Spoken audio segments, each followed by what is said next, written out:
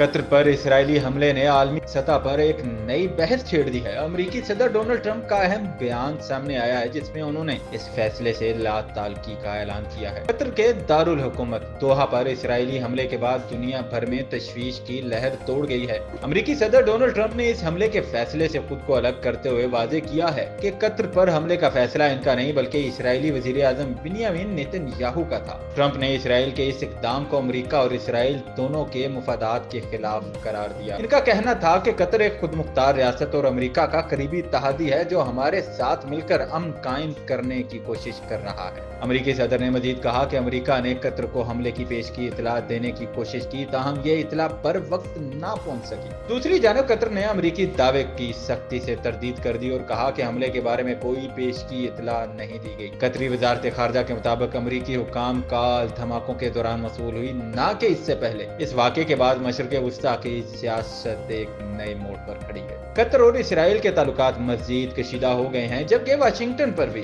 शदीद दबाव है कि वो अपने इत्तेहादी के खिलाफ खुलकर मौक़िफ़ अपनाए। कतर पर इसराइली हमले के बाद पैदा होने वाली ये सूरत हाल आलमी सियासत को किस तरफ ले जाएगी, ये आने वाला वक्त ही बताएगा।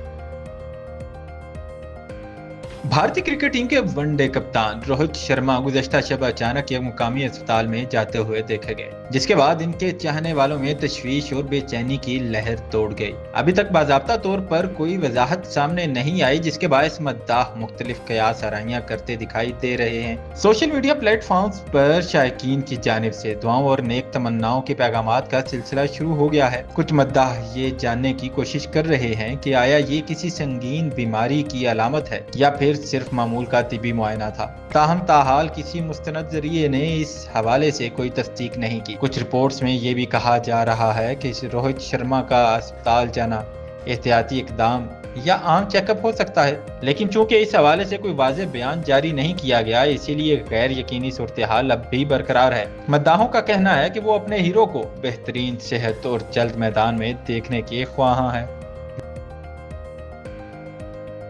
पाकिस्तानी गुलकारा हदीका कियानी, जो हमेशा फलाही कामों में सबसे आगे नजर आती हैं, इस बार भी सैलाब मुतासरीन के लिए सरगर्म हो गईं। पंजाब के मुख्तलिफ इजला में तबाहकुन बारिशों और सैलाब से बेघर होने वाले अफराद के लिए हदीका कियानी ने खुद मैदान संभाला। उन्होंने इमदादी सामान की खरीदारी के लिए एक मुनफरिद तरीका अपनाया। जी हाँ, हदीका कियानी ने अवाम में घुल मिल जाने के लिए बुर्का पहना और खुद बाजार जा पहुंची। बाजार में वो कभी दुकानदार से भाव ताव करती दिखाई दी तो कभी बारिश से बचने के लिए छतरी थामे इमदादी सामान का इंतखाब करती रही। इनका ये आम सा मगर दिल को छू लेने वाला अंदाज मद्दाहों को खूब भा गया। हदीका कियानी ने सैलाब मुतासरीन के लिए लिहाफ, कंबल और दीगर जरूरी अशिया खरीदी ताकि बेसहारा अफराद को सहूलत फराहम की जा सके। सोशल मीडिया पर शेयर की गई इनकी ये वीडियो देखते ही देखते वायरल हो गई, जिसमें लोगों ने भरपूर मोहब्बत और दुआएं दी। मद्दाहों का कहना है कि हदीका कियानी ने एक बार फिर साबित किया कि खिदमत इंसानियत के लिए शोहरत या पहचान नहीं बल्कि खुलूस और जज्बा दरकार है। और शायद यही वजह है कि वो ना सिर्फ एक कामयाब फनकारा हैं बल्कि एक इंसान दोस्त शख्सियत के तौर पर भी पहचानी जाती हैं। हदीका कियानी का ये अमली कदम हमारे सब के लिए एक पैगाम है कि मुश्किल की घड़ी में दूसरों के काम आना ही असल इंसानियत है।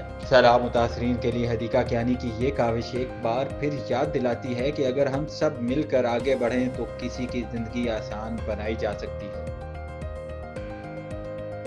रावलपिंडी की फिजाओं में उस वक्त खलबली मच गई जब अडयाला जेल के बाहर पीटीआई कारकुनों के हाथों एक सहाफी को तशद्दुद का निशाना बनाया गया। कैमरे के सामने चीखो पुकार, माइक और कैमरों के बीच बदनज़मी और फिर सहाफी तैयब बलोच पर हमला। लम्हों में ये वाकया सोशल मीडिया पर जंगल की आग की तरह फैल गया। वाकये के बाद सहाफी बरादरी में गुमो गुस्सा, सवाल उठने लगे क्या सियासत अब तशद्दुद के बगैर मुमकिन नहीं। और फिर सामने आए पीटीआई के चेयरमैन बैरिस्टर गोहर, जिन्होंने न सिर्फ वाक़े पर अफसोस का इजहार किया बल्कि मुतासरा सहाफी तैयब बलोच को गले लगाकर सबके सामने माफी मांग ली। बैरिस्टर गोहर का कहना था जो हुआ गलत हुआ, हम इसकी भरपूर मजम्मत करते हैं। इख्तलाफ राय का हक है मगर बात कभी तशद्दुद तक नहीं पहुंचनी चाहिए। लेकिन सवाल यहीं खत्म नहीं होते।